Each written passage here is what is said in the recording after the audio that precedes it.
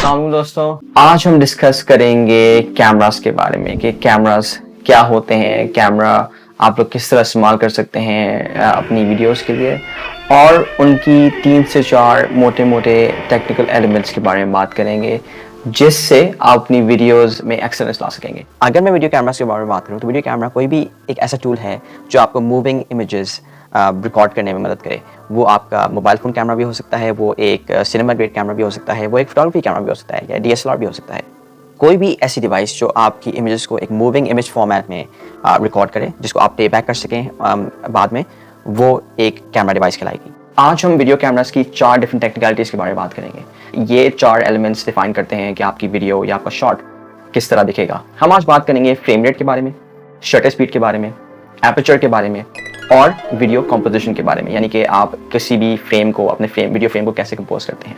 Frame rate को बताने से पहले मैं आपको ये बताऊंगा कि किसी भी वीडियो के अंदर, किसी भी मूविंग इमेज के अंदर, क्योंकि वीडियो जो होती है वो मूविंग इमेजेस से ही बनती है, उसके अंदर फ्रेम्स होते हैं, और वो फ्रेम्स, जितने ज़्यादा फ्रेम्स होंगे उतनी आपको मूवमेंट नजर आएगी अपनी वीडियो में। किसी भी कैमरा को जब आप सबसे पहले खोलते हैं तो उसमें सबसे पहली जो सेटिंग आपको करनी होती है वो होती है फ्रेम्स पर सेकंड की सेटिंग, यानी कि आपके कैमरा की जो स्पीड है, जो रिकॉर्डिंग स्पीड है, वो कितनी फ्रेम्स पर सेकंड पे रिकॉर्ड होगा। उसके अंदर आज हम आप बात करेंगे 24 फ्रेम्स पर सेकंड और 30 फ्रेम्स पर सेकंड की। 24 फ्रेम्स पर सेकंड जो है वो यूजुअली एक सिनेमैटिक लुक देती है, और उसका एक लुक एक फिल्म लुक के नज़दीक होता है।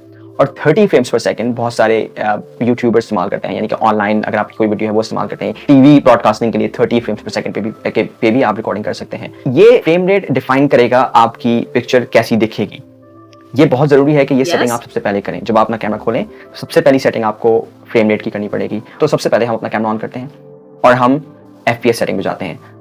FPS सेटिंग के अंदर हमारे पास डिफरेंट ऑप्शंस आ रहे हैं और हम अपना डिजायर्ड एक FPS सेलेक्ट कर लेते हैं, और ज़रूरी है कि हम थ्रू आउट द प्रोजेक्ट वही FPS लेकर चलें। हम FPS बीच में चेंज ना करें, वरना आपको एडिट में मुश्किल हो सकती है।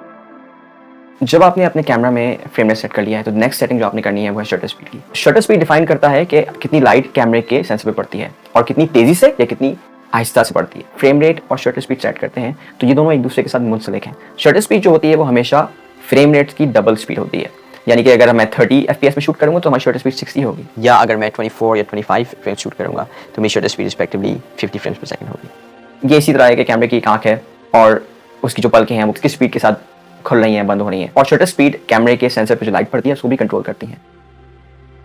शटर स्पीड के बाद हम जिस सेटिंग की बात करते हैं वो है एपर्चर। और एपर्चर एक ऐसी सेटिंग होती है जो इस लेंस की सेटिंग होती है। इस लेंस में जो ओपनिंग है उसका साइज कितना होना चाहिए वो एपर्चर डिफाइन करता है, और वो डिफाइन करता है कि हमारे कैमरे में लाइट कितनी आएगी। अगर लाइट ज़्यादा आएगी तो वो फोकस डिफाइन करेगा, फोकस कितना कैसा होगा वो डिफाइन करेगा। जितना हम एपर्चर को खोल के रखेंगे उतनी लाइट लेंस पे आएगी और लेंस के जरिए आपके सेंसर पे जाएगी, और उससे 2 चीज़ें होंगी।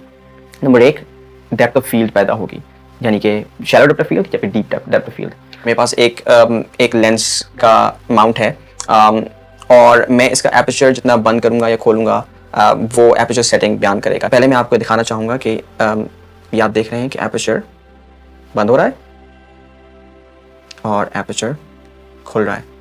ये कॉन्सेप्ट मैं आपको इस तरह क्लियर कर सकता हूँ कि अगर मैं अपने कैमरे का एपर्चर को खोलूँ तो ज़्यादा लाइट मेरे कैमरे पे पड़ेगी या मेरे कैमरे के सेंसर पड़ेगी। जितनी ज़्यादा लाइट पड़ेगी एक shallow depth of field create होगी, यानी कि एक कैरेक्टर के अराउंड की जो बाकी तमाम चीज़ें वो ब्लर हो जाएंगी और वो कैरेक्टर से फोकस में आ जाएगा। इसका मतलब है कि डेप्थ ऑफ फील्ड शैलो है। अगर आपको आपका कैरेक्टर और बैकग्राउंड को भी फोकस में लाना है तो आप डीप डेप्थ ऑफ फील्ड करेंगे, और उससे ये होगा कि आपके सेंसर में कम लाइट आएगी, यानी कि जितनी कम लाइट आएगी उतनी डीप डेप्थ ऑफ फील्ड बनेगी, जितनी ज़्यादा लाइट आएगी उतनी शैलो डेप्थ ऑफ फील्ड बनेगी। और सबसे आखिर में एक बात वो ये कि आपका कैमरा जो है वो सिर्फ एक टूल है। आप उस टूल के साथ क्या करते हैं और कैसे करते हैं वो ज़्यादा ज़रूरी बात है। हम शॉट को किस तरह फ्रेम करते हैं, किस तरह लाइट करते हैं, किसी कैरेक्टर को शूट किस तरह करना है, क्या नैरेटिव बनाना है, ये सारी चीज़ें ज़्यादा इंपॉर्टेंट हैं। आप खुद कितने क्रिएटिव हैं, आपका क्रिएटिव विजन कैसा है।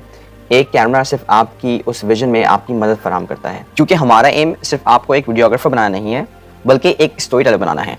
और मैं उम्मीद करता हूँ कि आप इस जर्नी में हमें ज्वाइन करते रहेंगे।